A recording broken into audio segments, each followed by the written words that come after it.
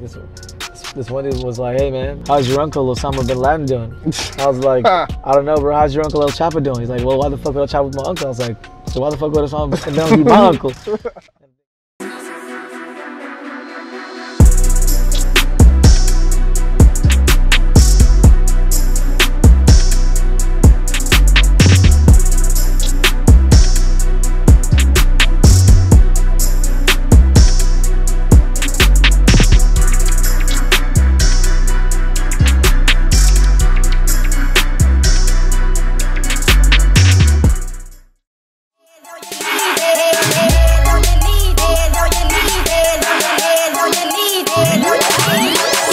I live that swag life, my flow so dope, so crack pipe. Bad bitch and she act right. Long down stroke, no half pipe. I be on my grind though, move white like albinos. Cop that switch, that flip, that work, and fucking 9 to 5, ho.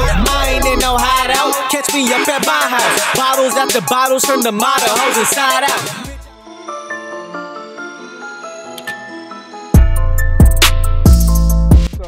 What's good, Sugar Shane? How you doing, bro? Doing well, bro. How you doing? Pretty good. Garage, man.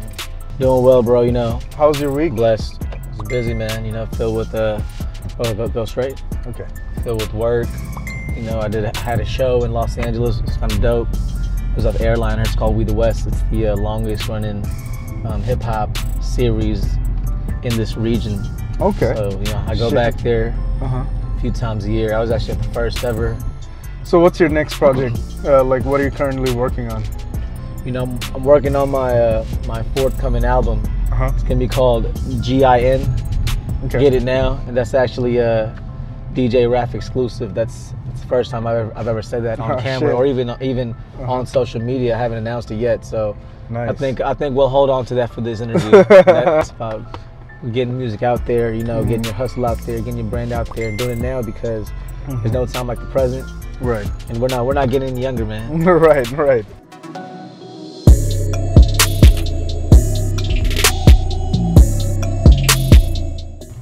We used to be on this block, man. Like, you know, I don't mean like the old school standing on the corner of the block. You know, it's not like that. I used to actually live not too far from here, so I would just make a walk over here when needed or drive over here when needed, right? You know, because I remember being over here, and you know, we would freestyle here all the time, man. Like if we were kicking it over here, we were kicking raps. We're freestyling no matter what it was. You know, it's all about practice. You know what I mean? Right. So I always consider that practice.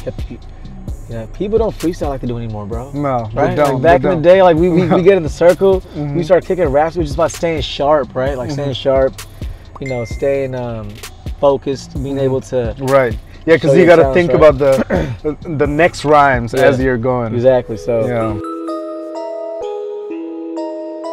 Oh man, like after 9/11, you know, people were really trying to point blame, right, at a scapegoat. So I think it's just like people who, and I'm not even from the Middle East, man. I'm from Bangladesh. No, you know of course, right. Oh man, you can park like right over here, bro.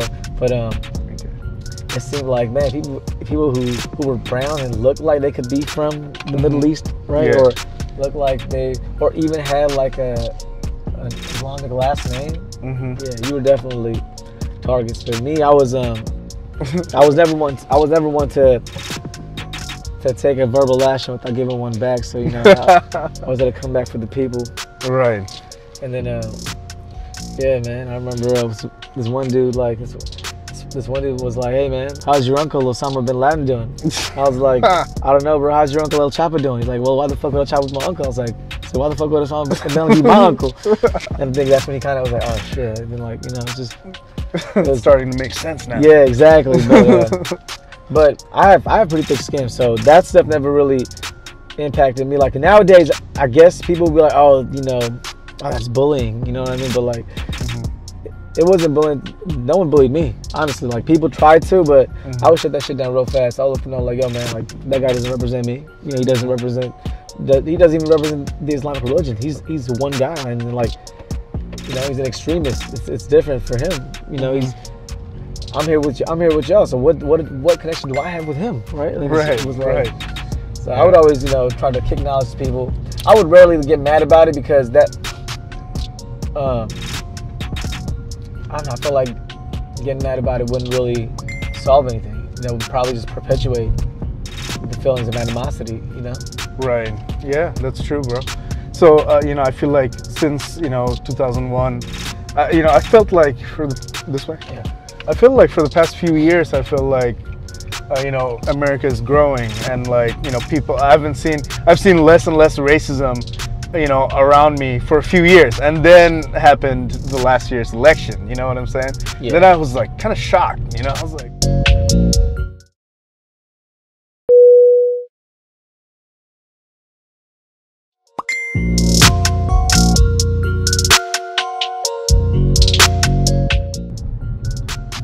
I mean, my views are subjective to me, right?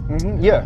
And no one else, but their policies are exclusive. They're not inclusive of the entire, you know. Yeah. And one thing I learned recently, you know, you have to lead inclusively for people to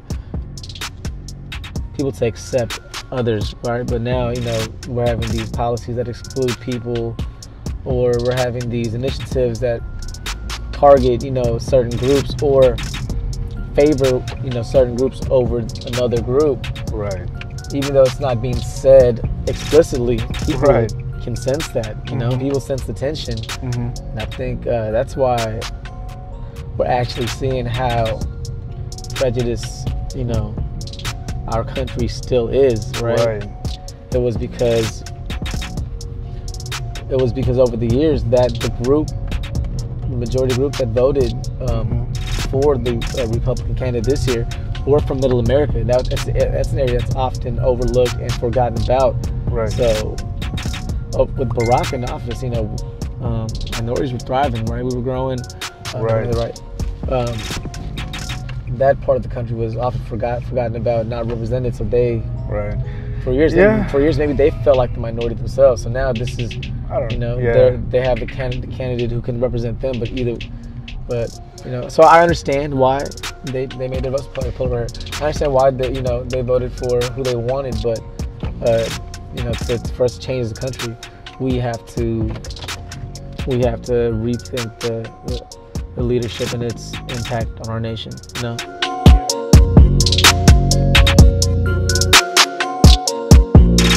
And once again, like, this is my point of view, but I also felt like, you know, like President Barack Obama, he championed like helping minorities whenever he was able to, right? As far as, you know, development and growth in communities, giving them the support that they needed, that the middle America, since they weren't really being represented, they kind of resented that, you know what I mean? And they were just like, well, you know, we tried a different colored president. It didn't work out for us, so now let's get one of our own back in office and see where this goes. And and the whole, you know, Make America Great Again slogan, I mean, it was catchy, but I mean, America is already great. We're the fastest growing economy in the world still. We have the highest gross GDP in the last 5 years. So I don't know where we weren't great.